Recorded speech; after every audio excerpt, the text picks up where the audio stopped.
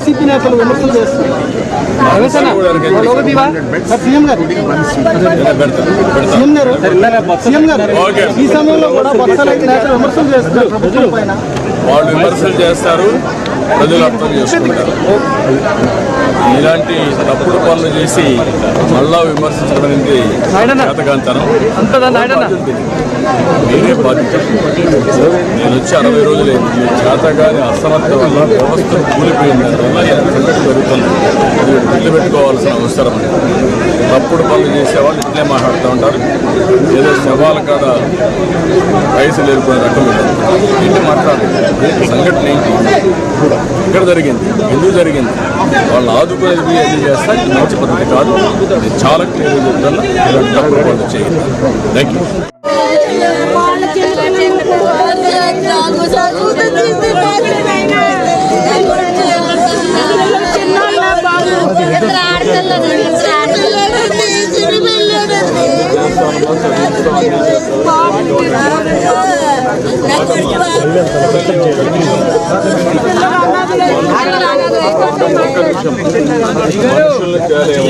దురదృష్టం జరిగింది, జరగడానికి సంగతి జరిగింది.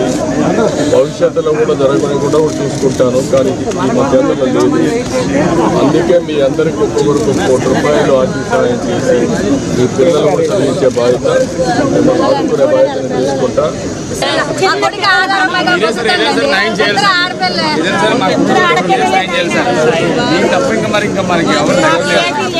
చూడాలండి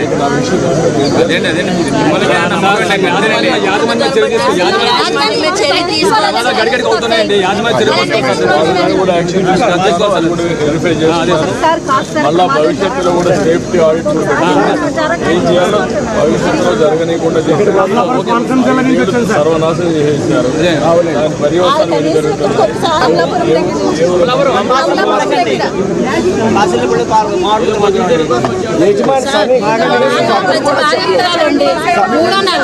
సమాచారం కూడా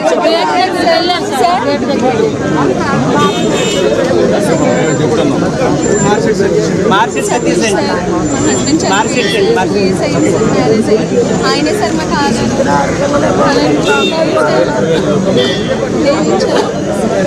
టెన్త్ క్లాస్ సార్.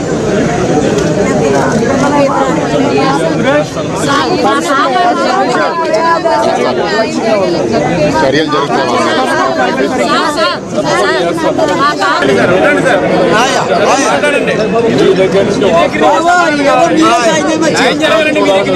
మీరు ఉండాలి బాబు, న్యాయం చేస్తారు సార్.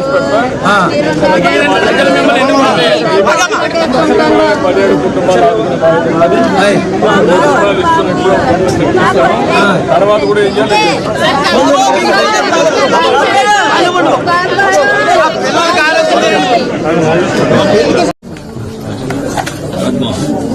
కుమారి ఏం చదువుతున్నావు?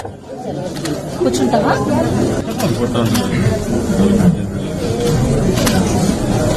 సీఎం సార్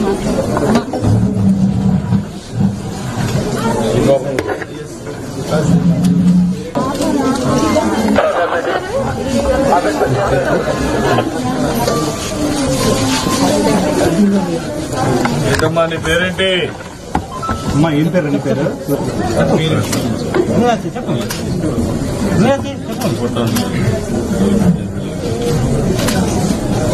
సీఎం సార్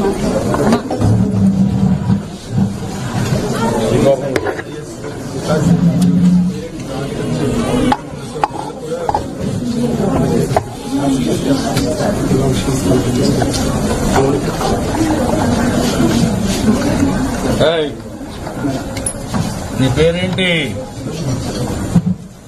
నీ పేరేంటి? మౌలిక. బాగున్నావా? నీ పాపమ్మా అక్క కోసం వెళ్ళాము. ఏమ్మా? అక్క కోసం వెళ్ళాము. ఎవరు తీసుకెళ్లారు మా మిమ్మల్ని? ఎవరు తీసుకెళ్లారు? మేమే తీసుకెళ్ళాము. డాక్టర్ ఫోన్ చేశాడు, ఇంట్లో అనేసి అక్కడే లేదు. అప్పుడు తినేసినది. అంటే మీరు కూడా తిన్నారు కదా? నేను తినలేదు. నువ్వు తినలేదా? తిన్నారా?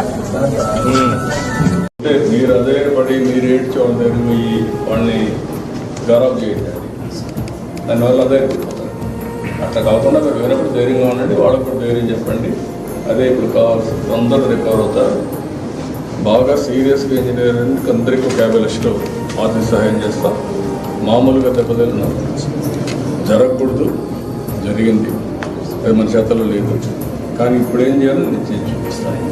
ఒక బాధాకరమైన సంఘటన, చాలా బాధేస్తుంది. నిన్నటి నుంచి కూడా నేను చూశాను. ఇది ఒక కంపెనీ సరైన నిర్ణయాలు తీసుకోకపోతే ఏం జరుగుతుందో ఇది ఒక ఉదాహరణ.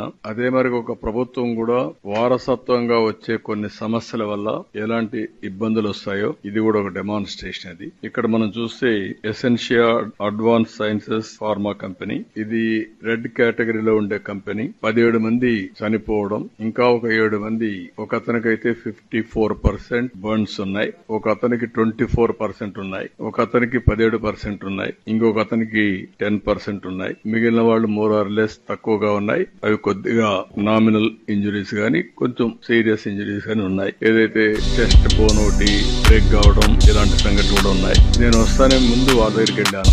ఏదైతే ఫస్ట్ నేను వెళ్ళింది సీరియస్ గా ఉండడంని పరామర్శించాను. ఆ తర్వాత హాస్పిటల్కి వెళ్ళి ఎవరైతే హాస్పిటల్లో డెడ్ బాడీస్ అన్ని పోస్ట్ మార్టం వచ్చి కుటుంబ సభ్యులు బాధితులు వచ్చారు, వాళ్ళు పరామర్శించాను, ఓదార్చాను. కానీ కొన్ని సంఘటనలు చూస్తే చాలా బాధేస్తుంది.